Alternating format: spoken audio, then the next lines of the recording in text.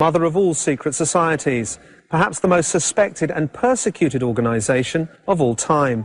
And this in spite of the fact that there are few, very few people who truly know what it's all about. Is it really, as its critics say, the hidden power behind the most important world events, or is it, as we can see today, a slightly decadent social club with childish rituals? How did this antique secret society that still boasts more than 6 million brethren get started? What are its real objectives? How has it influenced world events for more than 12 centuries? And more important still, how is it influencing them today?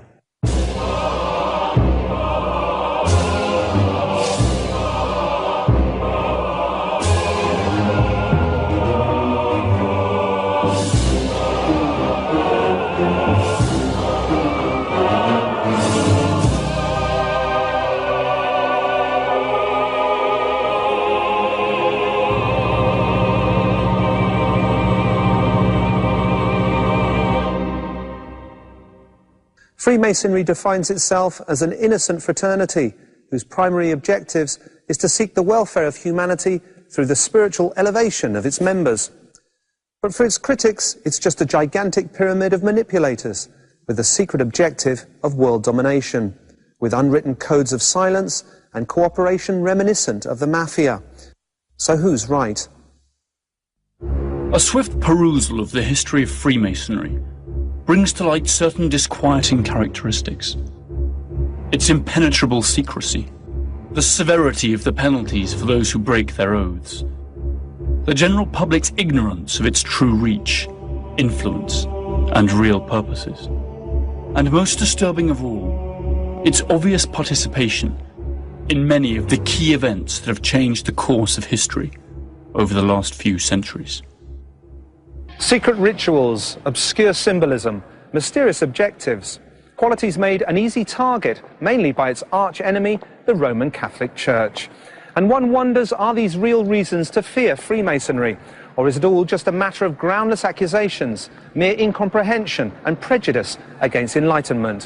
Why do the Freemasons still maintain such secrecy if they have nothing to hide? So how did it all begin? The origins of Freemasonry go back to the 7th century, when it was founded as a guild of builders, bricklayers and stonemasons, who tried to keep secret their technical knowledge in order to protect their livelihoods.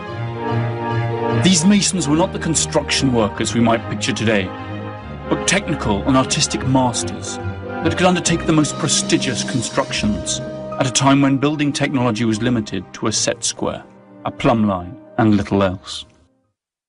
The original Masons built cathedrals and castles that endured for centuries, surviving wars, earthquakes, time. To the common people of those times, such technical accomplishments endowed the Masons with almost magical powers, powers that had to be kept secret to outsiders.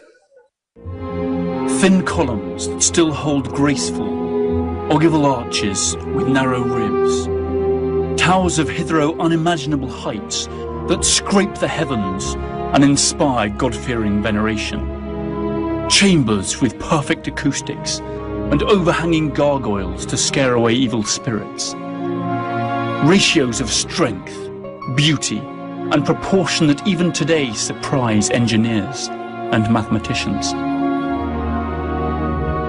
The extraordinary knowledge and skills of these men constituted the best-kept secret of all time. The development of projects would take generations to complete, and the accompanying know-how was passed down from father to son, from teacher to apprentice. The full preparation of an apprentice took 7 years and began when he was only 12. After the first 3 years, there was an initiation ritual, and certain codes and symbols were revealed to him. Upon completing the 7th year, he would graduate as a Fellow of the Craft. Only years later would he qualify as a Master Mason.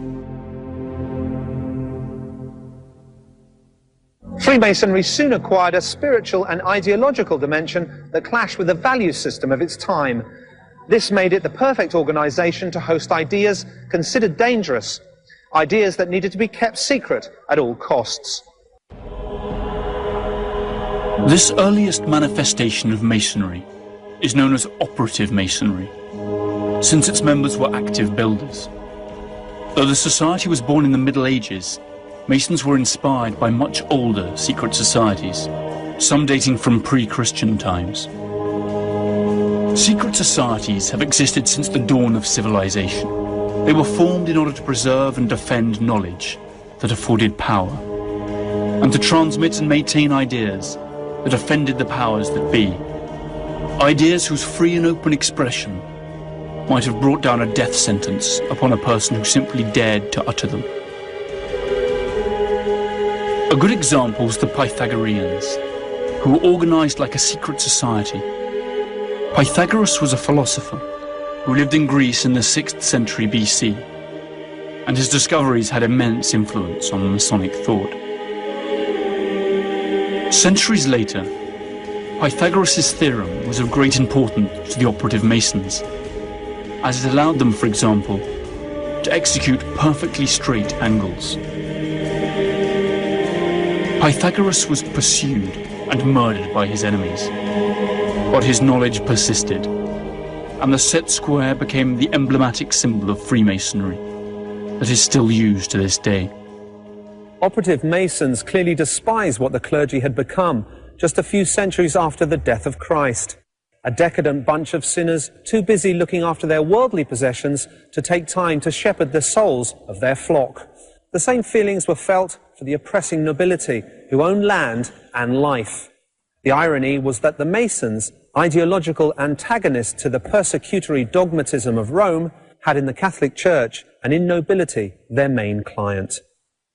The old bas-reliefs and ornamentations of Europe's most famous cathedrals still bear witness to the sharp humour through which the Masons left evidence of their disagreement with and distrust of that omnipresent power. In the Church of St. Sebald in Nuremberg, there is a tomb showing a monk and a nun in a pretty compromising position. In the Cathedral of Wurzburg, replicas are found of the famous Joachim and Boaz columns that stood at the entrance of King Solomon's temple. They are fundamental symbols of Masonry, together with Hiram Abiff, the mythological builder of King Solomon's temple, who was murdered because of his refusal to reveal the secret of his art. A genuine, coded Masonic signature. But the belief that Freemasonry is an atheistic movement solely because of its hatred of the Catholic Church is completely misguided. The Masons simply wanted to have the liberty to worship God in the way they chose, not in the way dictated to them by Rome. To be accepted into the Brotherhood, every Mason must believe in a unique supreme being, no matter who it is. To accommodate for different beliefs, and in line with their origins as builders, Masons have come to call this being Gao, or Gaotu, great architect of the universe. Its symbol, the all-seeing eye, is inspired by the Egyptian eye of Horus. The Regius manuscript on display at the British Museum is an anonymous poem on the subject of moral duties and is dated around 1390. It is the oldest known Masonic document written in poetry and lists 15 commandments, among which can be read, to be honest and speak true, not to steal or protect thieves or murderers, to be wise and strong, and to be able to do all jobs, not to speak evil of the work of other masters, to teach the apprentices that their art is always worthy, to conceal neither falsehoods nor others in sin. The feudal age came to a close, and the Catholic Church stopped being the Masons' major client. It was then that this original guild of spiritually free bricklayers turned into a powerful and influential secret society, open to all men who wanted to accept its rules and would take an oath to keep its secrets. It was called Freemasonry, or Free and Accepted Masons. Soon it would be the key protagonist in some of the most important events in history.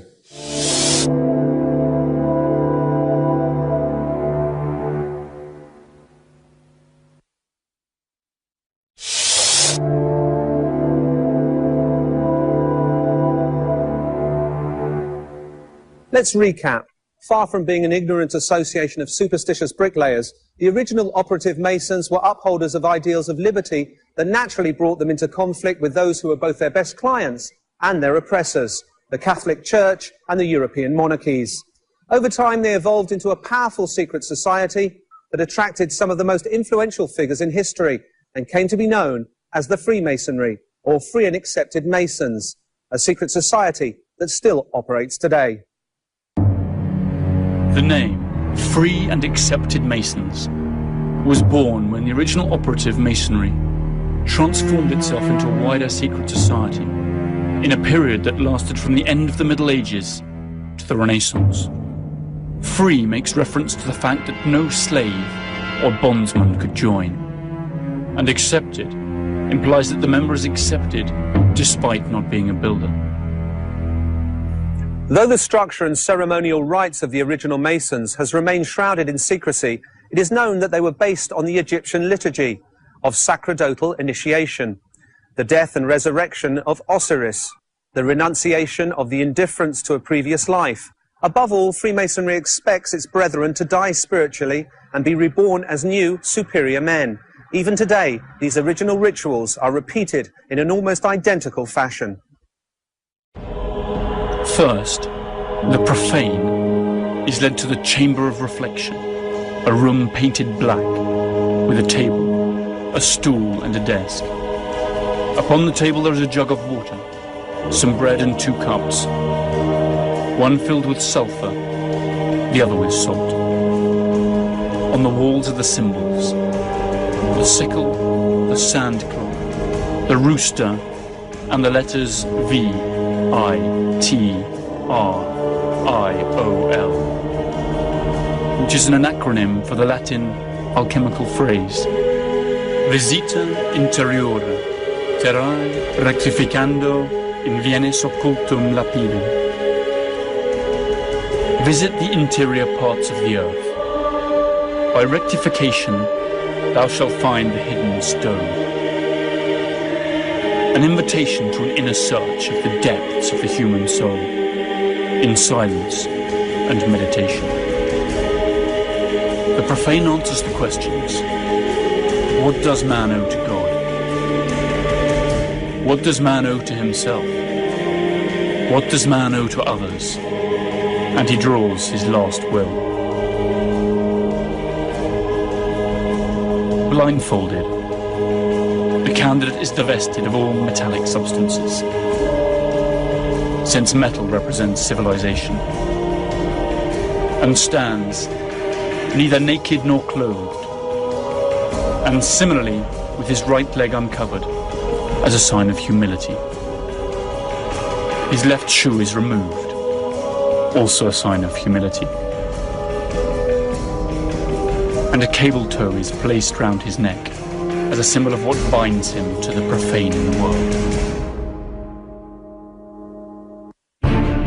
After overcoming the tests, the blindfold is removed and he receives the light.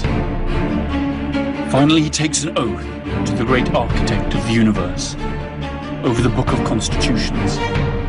A Bible with a set square and a compass on top of it are also used, because Freemasons do not deny the existence of God.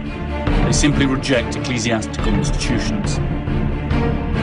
The oath is written on a paper that is later burned. When he receives the light, the candidate is initiated, and the brethren point at him with swords to invest him with positive energies.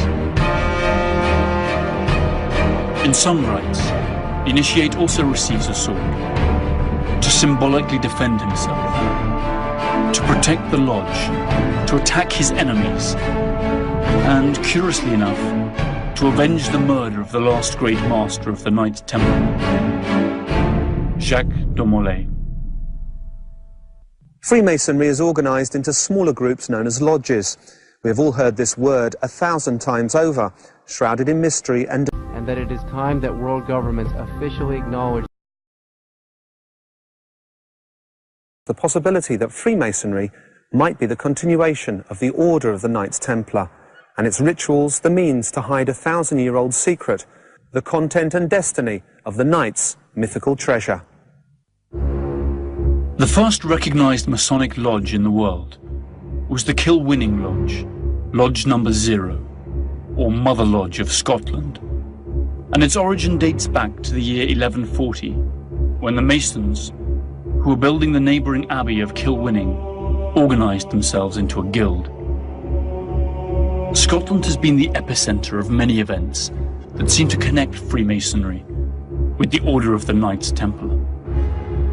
To understand how, we will need to go back to the First Crusade, when two young noblemen fought side by side to free Jerusalem from the Turks.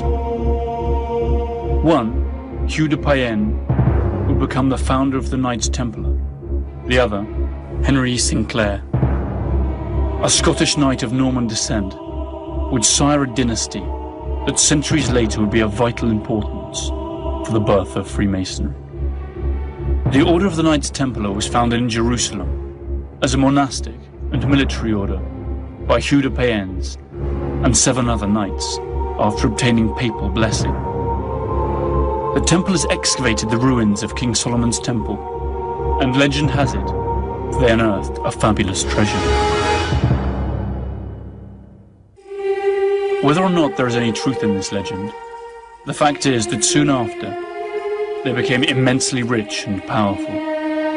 Some speculate that they had recovered documents that demonstrated Jesus had left descendants, thus putting the Church of Rome on the rack, who, prompted by extortion or otherwise, granted the Templars enormous benefits.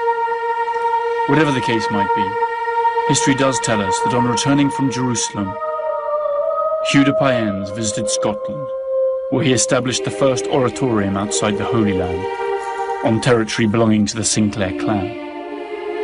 One legend has it that the Sinclairs, Saint-Clair in French, are Merovingian descendants of an alleged lineage stretching back to Jesus Christ.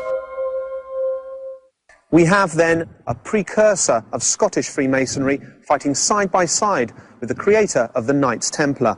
This is the first fact in a sequence of coincidences that has given rise to a good deal of speculation. There are more curious facts.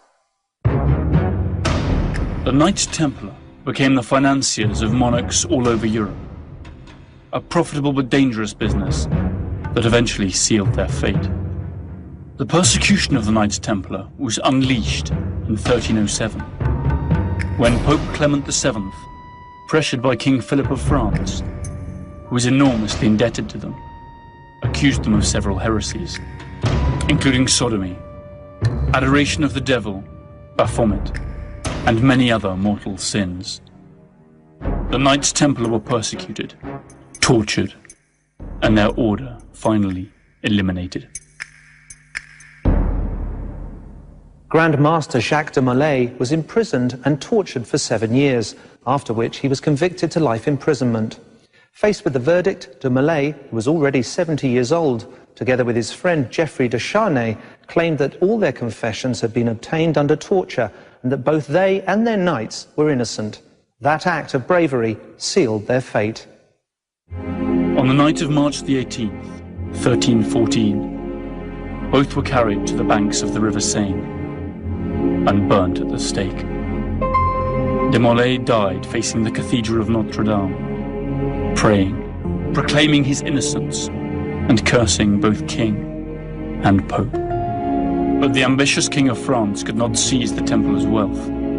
The few knights that fled the massacre apparently carried their mythical treasure with them, and the rest was passed on to the Order of the Hospital, another religious group. One of the main havens for the surviving Knights Templar was remote Scotland, whose king, Robert the Bruce, had been excommunicated by the Pope.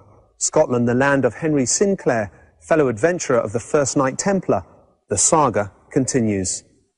In the mid-15th century, a descendant of Henry Sinclair, the Crusader, called William Sinclair, started construction of a chapel in Rosslyn, to the south of Edinburgh.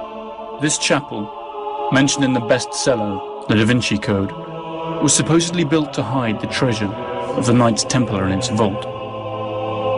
While this can't be proved, it is undeniable that the chapel is packed with Masonic and Templar symbols, therefore constituting the first ever site where both Masons and Templars left their imprint. Curiously enough, the tabernacle has the same distribution and dimensions of the third reconstruction of King Solomon's temple in Jerusalem, the very same one that had been excavated by the Knights Templar. Finally, a direct descendant of the builder of the Chapel of Rosslyn, also called William Sinclair, would become the first Grand Master of Scottish Freemasonry at Kilwinning Lodge. This Mother Lodge is erected on the same grounds that had been visited by Hugh de Payens 400 years before, that is, on Sinclair land.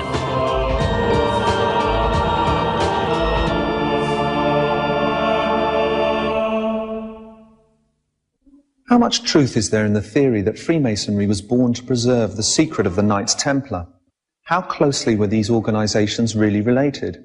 Aren't there Knights Templar names and rituals in the York Rite of Freemasonry?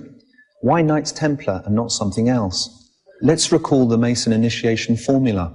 Visit the interior parts of the earth. By rectification, thou shalt find the hidden stone. The Knights Templar dug for years seeking something hidden. Is it all just a peculiar coincidence? It is indeed possible that both Freemasonry and the Knights Templar were intimately related from the time of their origins. But it is also plausible that they became related somewhat later, due to a simple ideological affinity, since both societies shared an anti-clerical and anti-monarchical ideology, and they both knew very well what it was like to be persecuted. Perhaps the mysterious bond between Masons and Knights Templar will never be proven, since those who know Masonic secrets are forbidden to reveal them, for fear of painful torture followed by death. Such is the punishment for those brethren who reveal the secrets of the Lodge. The oath of the 10th degree of the Scottish Rite is just one of the many examples of the brutality with which Freemasonry condemns its betrayers. It concludes, "And in failure of this my obligation, I consent to have my body opened perpendicularly and to be exposed for 8 hours in the open air, that the venomous flies may eat of my entrails, my head to be cut off and put on the highest pinnacle of the world, and I will always be ready to inflict the same punishment on those who shall disclose this degree and break this obligation." An oath that one would think twice about before breaking. In the 17th century, Freemasonry acquired such importance that it began to make powerful enemies. Its inner circles became tighter and tighter. Its power to influence society grew in proportion to its expansion. Very soon they began to pull the strings of history, strings that perhaps they still pull today.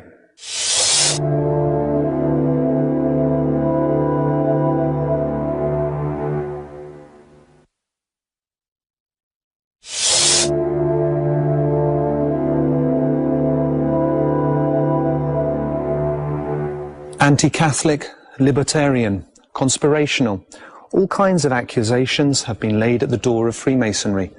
Their particular method of organization and their lexicon packed with mystifying words such as rite, orient, apprentice and master have surely contributed to their reputation. Freemasonry is an international organization that is subdivided into lodges or independent chapters without a global governing authority. In the hierarchy of Freemasonry, there are 3 degrees which are taken in sequence: Apprentice, Fellow of the Craft, and Master Mason. A lodge that confers all 3 degrees is called a Blue Lodge, or Great Lodge, which constitutes the foundation of Freemasonry. Then there are the so-called appendages, such as the York Rite and the Scottish Rite. To reach this hallowed level, one must have first achieved the 3rd degree, that of Master Freemason. The York and Scottish rites offer 10 and 33 degrees respectively, with their corresponding rituals and symbols. Another offshoot of Freemasonry is the Rosicrucian order, that does share a common origin, but also incorporates mystical elements, alchemy, and other philosophical principles that set it apart from what we understand by Freemasonry today. An understanding of the symbols of Freemasonry will surely help us shed some light on its true purpose and ambitions. If we look carefully enough, we will see their imprints in the most unlikely places, reminders that they have been there too, and still are. Freemason symbols convey ideas of spiritual growth, and many of them are inspired on those of the original Mason builders. The plumb line suggests rectitude, the spirit level, equality, the set square uprightness, virtue, and forthrightness. It is identified with the worshipful master. The compass symbolizes the Masonic ideals of friendship, morality, and fraternal love. When drawing a circle, the central point is the Freemason, and the circle is his world. The Freemason should live according to the principles of friendship, morality, and fraternal love. The trowel symbolizes the mortar that cements the Mason brethren. The 24-inch ruler stands for the 24 hours of the day. The hammer reminds the Masons that they should work on shaping and improving their character. The 5-pointed star symbolizes the Supreme Being, and also the 5 points of camaraderie, a secret that cannot be revealed. The white ram blanket represents purity. The slipper reminds Masons of their preparations for the degree. To enter the temple, they must remove their shoes and put on slippers. The point inside the circle with the 2 lines running parallel along it, and the book above it, symbolize the earth, the point, the heavens, the circle, and the 2 solstices, the parallel lines, which are the 2 main festive days of the year for Freemasons. The letter G is God, or Gautu, great architect of the universe, and is an American addition. It was first used in the USA, together with the set square and the compass, in around 1850. A very particular way of shaking hands allows Freemasons to recognize each other in secret. From what we have learnt so far, the accusations and persecutions that Freemasonry has suffered seem to be due more to the prejudice and dogmatic and dictatorial institutions than to its own wrongdoing. So is Freemasonry just an innocent brotherhood that merely seeks to advance the cause of human progress? Its critics have a very different opinion.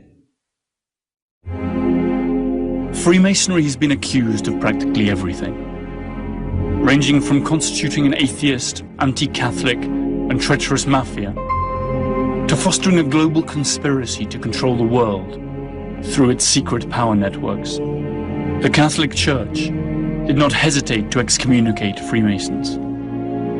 Most European monarchies decided to directly ban the order. Between 1738 and 1890, the Vatican passed 17 papal bulls condemning Freemasonry and urging its proscription.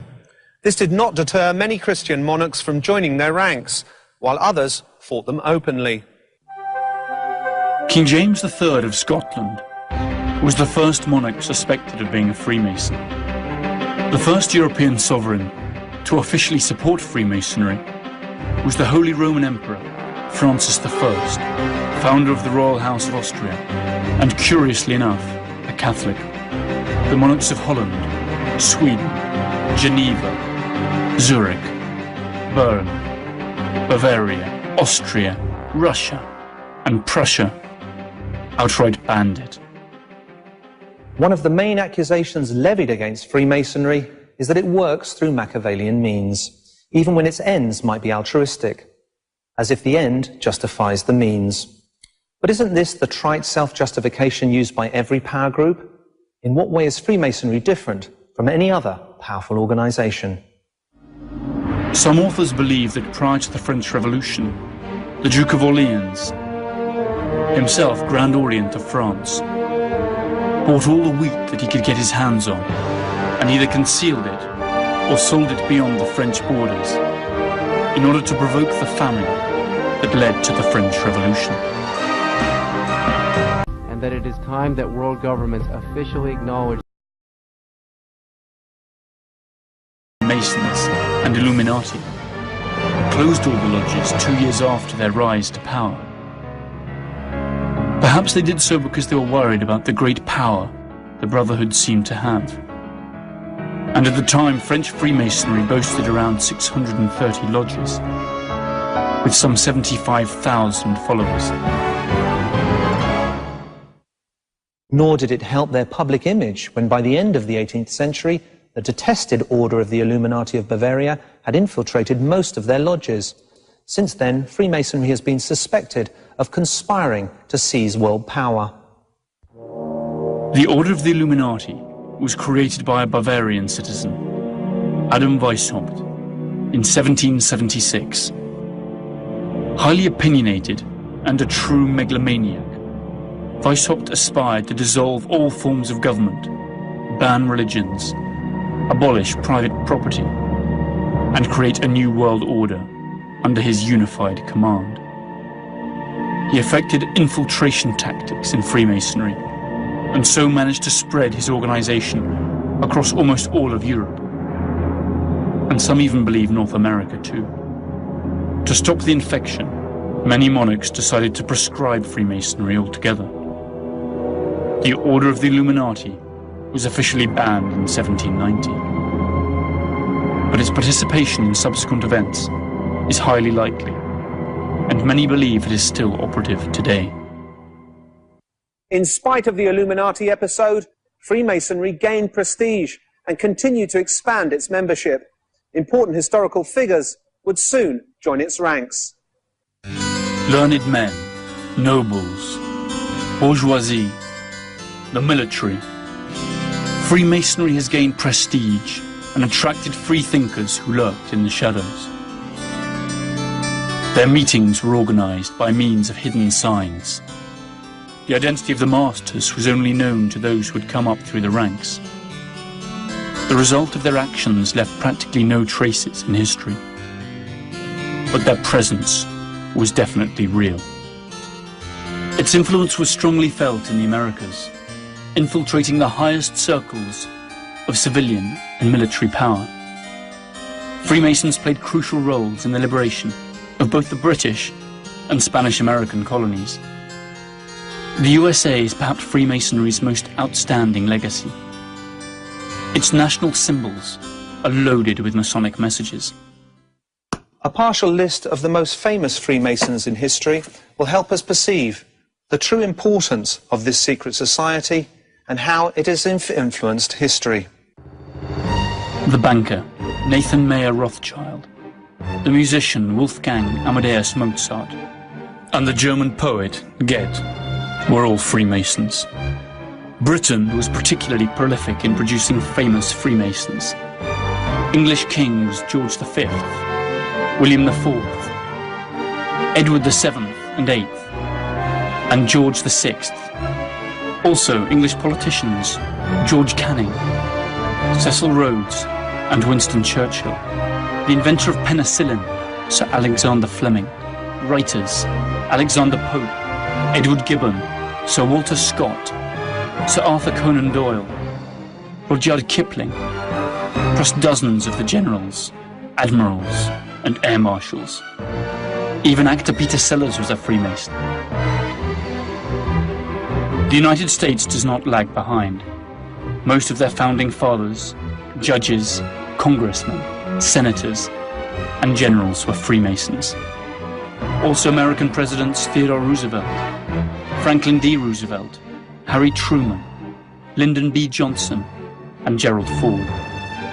The director of the American nuclear program, Vannevar Bush, the director of the FBI, J. Edgar Hoover, Henry Ford, and also Steve Wozniak, co-founder of Apple Computers, all were Freemasons. In South America, figures like Simon Bolivar, San Martin, and Benito Juarez were also Freemasons. And the list just goes on and on. The importance and popularity that Freemasonry acquired earned it more bloodthirsty enemies than the Catholic Church. Paradoxically, the bloodiest and most effective persecution launched against Freemasonry came from another excommunicated group, the Bolsheviks. Freemasonry actually survived the first stages of the Russian Revolution. and was tolerated until 1922, when the Fourth International decreed that it was an ideology incompatible with communism. At that point, some lodges were disbanded and others went underground. In 1926, a strange request from Mason Boris Astromov to Joseph Stalin to allow Masonry to operate under official sanction resulted in the arrest, torture, and imprisonment of known Masons. Freemasonry disappeared totally during the remaining years of Soviet rule. Astromov himself was detained, interrogated, and died soon after his release. Freemasonry disappeared, or survived in the shadows. The first Russian lodge to operate freely again was the Harmony Lodge. And that did not happen until as recently as 1992. In the 20th century, Freemasonry would suffer not only the persecution from the Bolsheviks, but also from the Nazis. It was in this century that the term Jewish Masonic was coined, and the most daring conspiracy theories saw the light. How much truth there is in all this?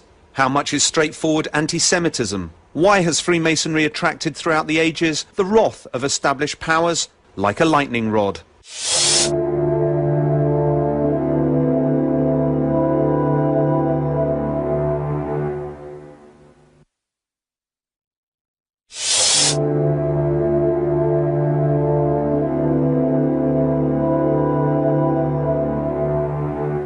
The 20th century was not kind to Freemasonry.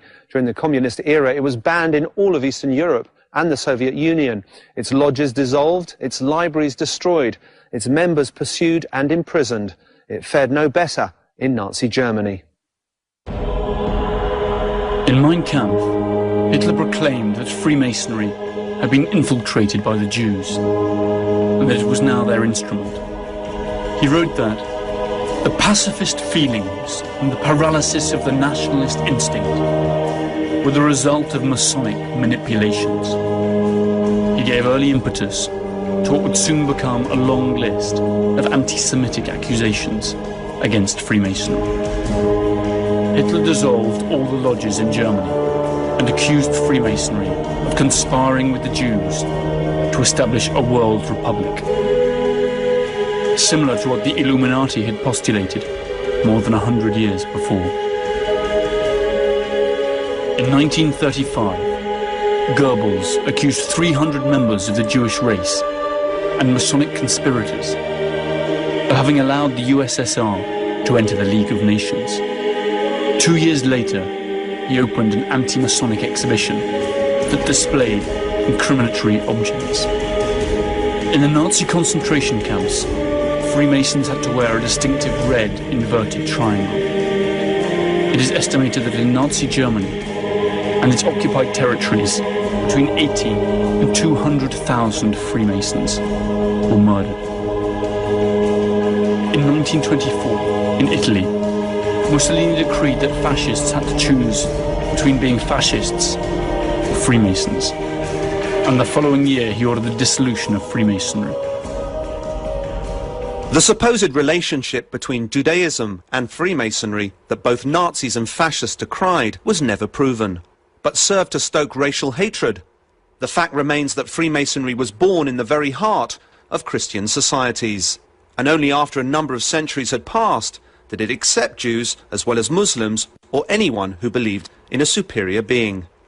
A detail that went unnoticed or was simply ignored by both Hitler and Mussolini. Franco's Spain was also an important setting for anti-Masonic persecutions. During the dictatorship of Francisco Franco, Freemasons were tortured and executed without trial all over the country. Freemasonry only became legal again after the death of the dictator in 1975.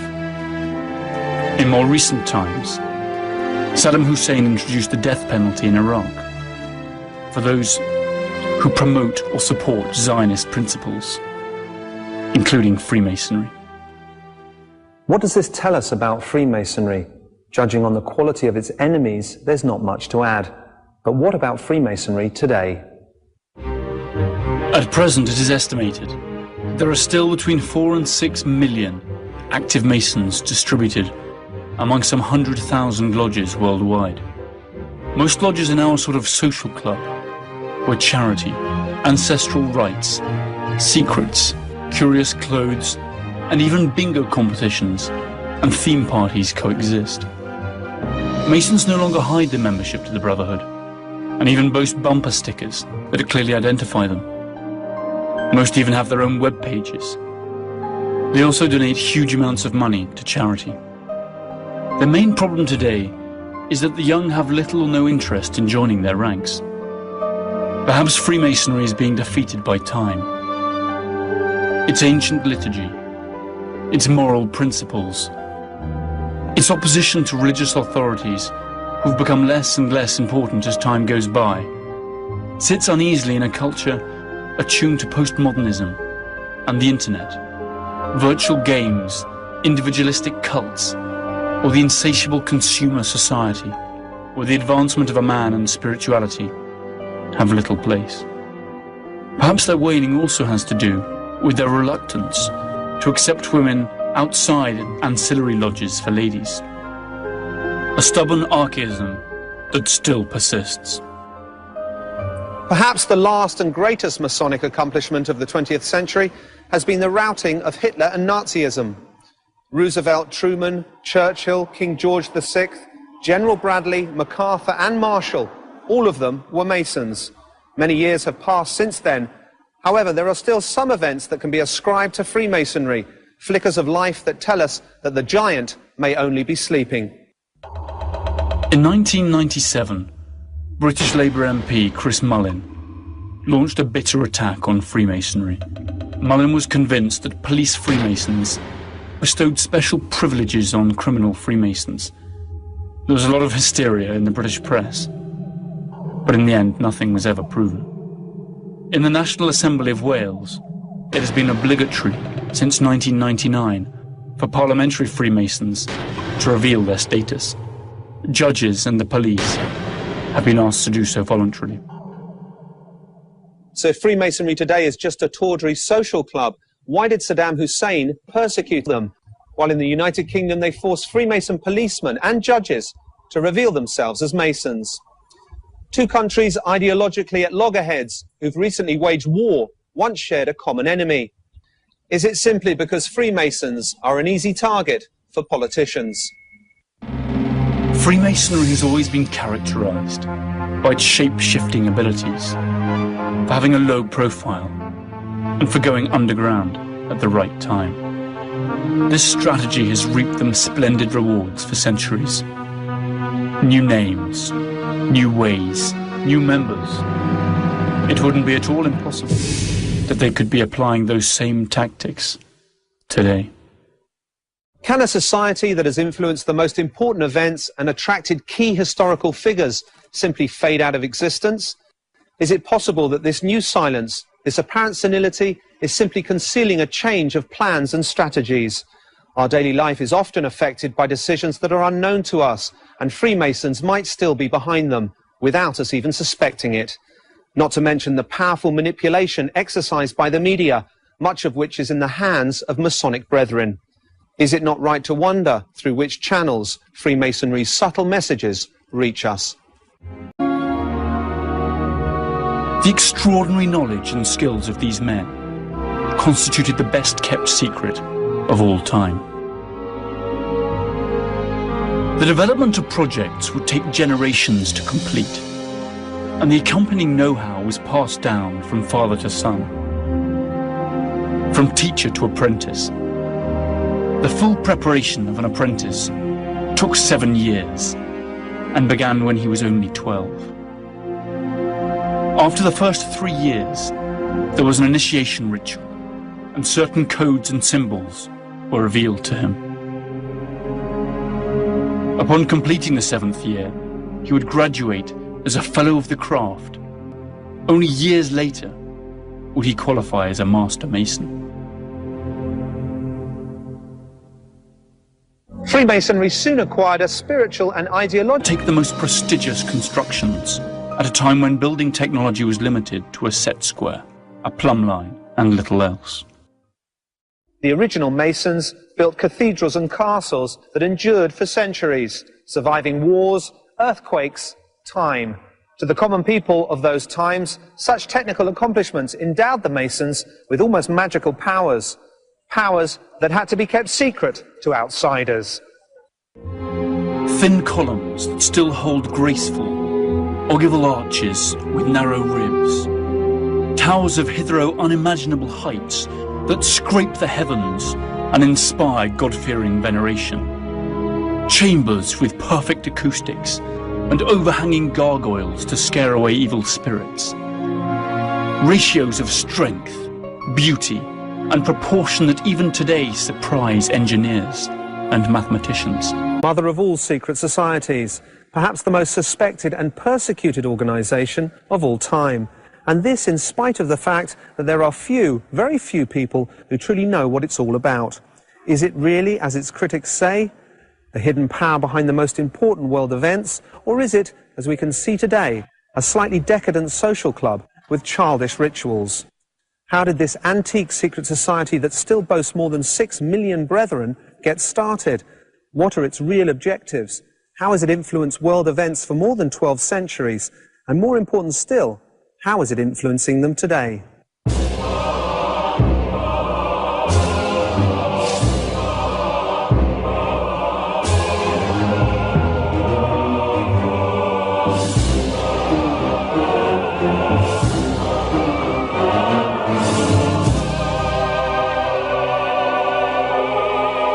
In many of the key events that have changed the course of history over the last few centuries. Secret rituals, obscure symbolism, mysterious objectives, qualities made an easy target, mainly by its arch-enemy, the Roman Catholic Church. And one wonders, are these real reasons to fear Freemasonry? Or is it all just a matter of groundless accusations, mere incomprehension and prejudice against enlightenment? Why do the Freemasons still maintain such secrecy if they have nothing to hide? So how did it all begin? The origins of Freemasonry go back to the 7th century, when it was founded as a guild of builders, bricklayers and stonemasons, who tried to keep secret their technical knowledge in order to protect their livelihoods. These masons were not the construction workers we might picture today, but technical and artistic masters that could undertake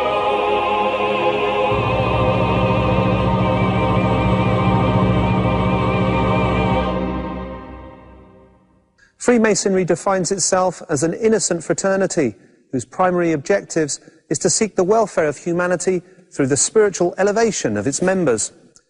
But for its critics, it's just a gigantic pyramid of manipulators with the secret objective of world domination, with unwritten codes of silence and cooperation reminiscent of the mafia. So who's right? A swift perusal of the history of Freemasonry brings to light certain disquieting characteristics. Its impenetrable secrecy, the severity of the penalties for those who break their oaths, the general public's ignorance of its true reach, influence, and real purposes, and most disturbing of all, its obvious participation